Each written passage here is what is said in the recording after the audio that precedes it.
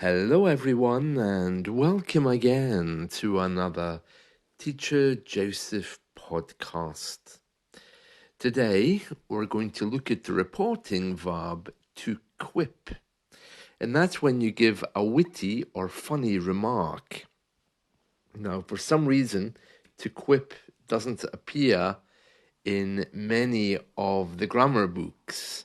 It has the usual reporting verbs to say, to tell, to comment, to think, the usual ones. To quip is very common and it's something that I use a lot. So you should be using it. Let me tell you how to use it. So when someone says something and you give a kind of sarcastic or funny remark, you quip that remark rather than say it. So let me give you an example. So I was teaching the other day, I was in a class, and there was an older lady, I think she must have been in her early 60s, and she was commenting how a lot of men like to date younger women.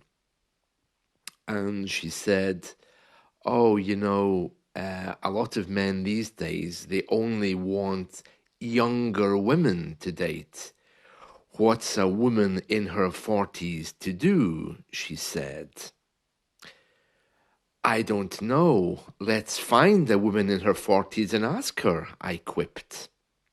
And she wasn't very happy. So you can hear there, we can quip little remarks for fun or just to make light of a situation. That's a quip. Another example might be the fact that our local football team, everyone's complaining that they have to pay more than £5 for a burger, the snacks that you eat at the football matches. And one of the supporters was saying on the news, oh, £5 for a burger is terrible. And another voice quipped in the background, especially when it looks like like it's got COVID. He quipped, especially since it looks like it has COVID. He quipped, meaning that the burger didn't look entirely healthy anyway.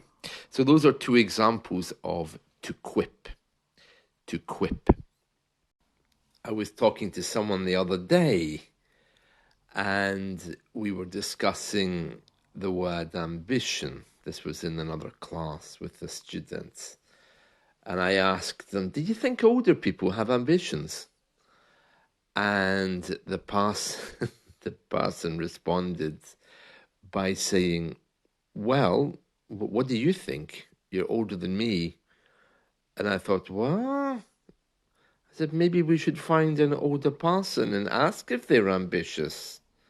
I quipped. There we are. So that's to quip. Oh, in other news today, I see David McCallum's passed away. Yeah, we say passed away rather than died because it's more polite. David McCallum is a very famous British actor. You would know him. He was in the original TV series, The Man from U.N.C.L.E. He played the part of the Russian guy, the blonde-haired one. I think that is it Ilya Kuryakin or Ilya Kuryakin? I don't know how to say it. Okay, but he was the Russian guy in The Man from U.N.C.L.E. supposedly. He was in loads of things. He was in a really bizarre sci-fi show here called Sapphire and Steel with Joanna Lumley. That was the most bizarre TV show. It was the 70s. It was really bad acting and a little bit wooden and cardboard, as we say, when the show isn't very strong. But he's very famous here. Actually, he came from this area somewhere. He had the same kind of background as me in that he was born in Scotland. His parents moved to England when he was very young. So he was educated there. Very nice person. Many people don't know that he also had a number of records. He had a few hit records back in the 60s and 70s. He sang on a few of them, but he was more famous for playing instruments. Yeah, he was a real classically trained musician. A very interesting person. Yeah, so his last big role was in NCIS. I don't know if you know that NCIS. He was the medical examiner, I think, on that show. He'd left the UK many years ago. He was a naturalized citizen into the USA, and that's where he died. It says here that he died at the New York Presbyterian Hospital. I never understood why Americans needed to define buildings by some kind of religious tag. New York Presbyterian Hospital. Okay, so he died in hospital. Yeah, that's all we need to know. A week after his 90th birthday. Oh, 90, that's a good age, isn't it? Yeah, Sapphire and Steel was his contribution to science fiction. It is known as being a cult classic sci-fi TV show. So if you like science fiction, you might like Sapphire and Steel.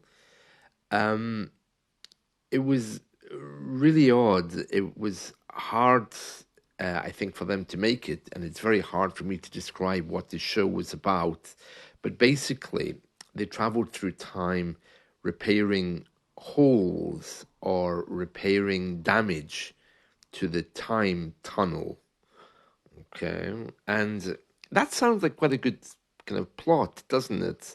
But if you try to watch it, it it's kind of haunting and bizarre. It's not a funny TV show. It's very, very gloomy and serious. The program centers on these two people who are known as interdimensional operatives, and no one really knows what their purposes are or what their backgrounds are. They appear to be two gemstones, even though they're in human form, and they're guarding the flow of time. And they're two of many elements that assume human form, and they're sent to investigate strange events, along with their friends Led. It's a little bit strange. And they also have another character. He's like a big black guy who's known as Silver, and he can melt metals in his hands. So they kind of like call on him when they need him. In the series, it's explained that time is a progressing corridor or tunnel that surrounds everything, but there are weak spots where time can break into the present and take things. And so people vanish in it. And they have to enter time to get the person back without damaging themselves or the other people in it. And there's also creatures which roam the corridors of time looking for the same weak spots to break through.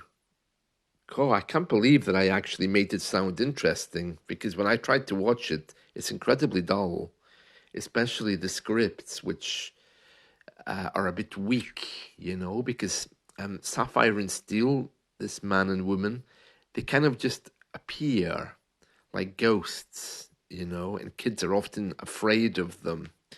And the woman, Sapphire, she's kind of like maternal, and she always makes the kids feel calm.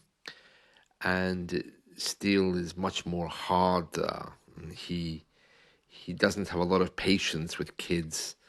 And Sapphire's always telling him to calm down. Yeah, it's a little bit odd.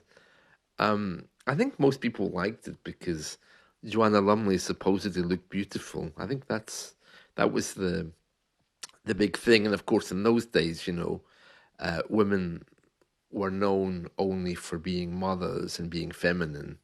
So I think if they tried to remake it, it would be very different. Oh, but it was awful, really. It was one of those TV shows that was just really, really dull. Um, yeah, so they would kind of like just arrive in the house. So the episodes I remember, there was a bunch of kids in the house and their parents suddenly vanish and they don't know where they went. And suddenly Sapphire and Steel appear because they've somehow known what's happened. And the first thing they do is knock on the door. And of course, the kids don't want to let them in because they're strangers. So they have to win the kids' trust. And the kids are terrified to strangers in the house. And then they usually have to find an object which is holding the break in time. So it's usually a clock or an old photo, something which allows them to enter the corridor of time again to get the parents back. Yeah, the episodes were all kind of like that. So they would show up from nowhere. They were more like ghost stories. Like there was always an abandoned railway station or an old house or a darkened room. It was maybe more like Poltergeist than it was a British TV show. Yeah, and Steele was that no nonsense kind of man, whereas Sapphire is portrayed as being more affable and approachable. Yeah, very interesting. The general tone of the series, though, was forward looking. I mean, it was setting a scene for maybe better sci fi TV shows in the future. Involving space and time and these things. It was very metaphysical with its view of time as a corridor.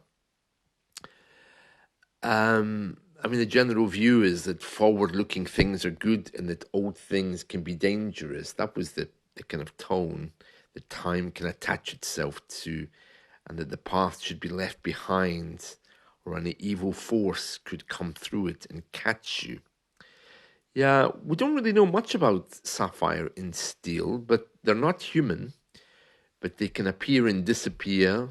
Uh, Steel seems to have gaps in his knowledge about human culture.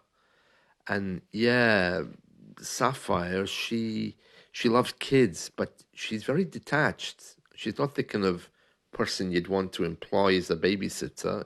She's very cold.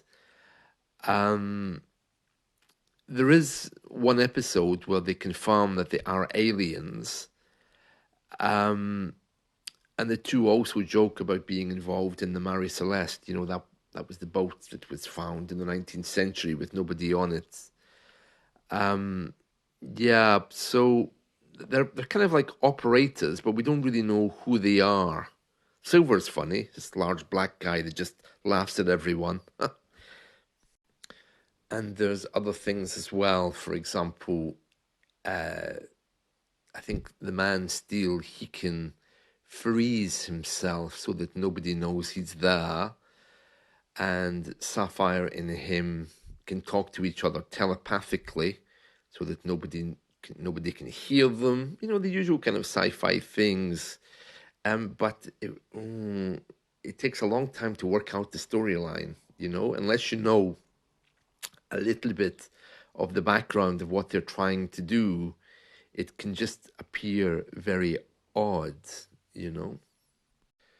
They've planned to remake it a few times, but I think somebody somewhere realized that it wasn't actually that popular.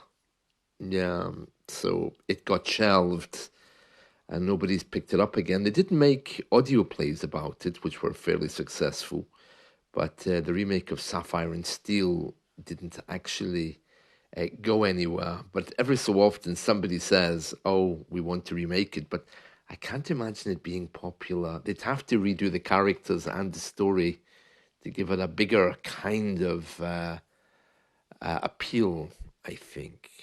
But that's it, Sapphire and Steel. And goodbye to David McCallum. Yeah, I mean, Joanna Lumley must be a very old lady by now. She's still around. She is usually traveling somewhere. You might know Joanna Lumley. She's a very famous actress in the UK. Her father, I think her father was from Nepal. One of her parents was from Nepal. I think it was the father, and he served in the Gurkha, the Nepalese army, and she's always fighting for the rights of Gurkha families living in the UK because they had the right to remain here. And sometimes those rights are threatened. So she's always involved in supporting the Gurkha here in the UK. Very nice woman, very nice woman. And she's apparently one of the most intelligent women in the UK. She's a member of Mensa, but her parts on TV are always just based around her beauty, which I always thought was a little bit strange because she probably could do a lot more, but then I suppose we all could. And that's it. So see you all soon. Bye.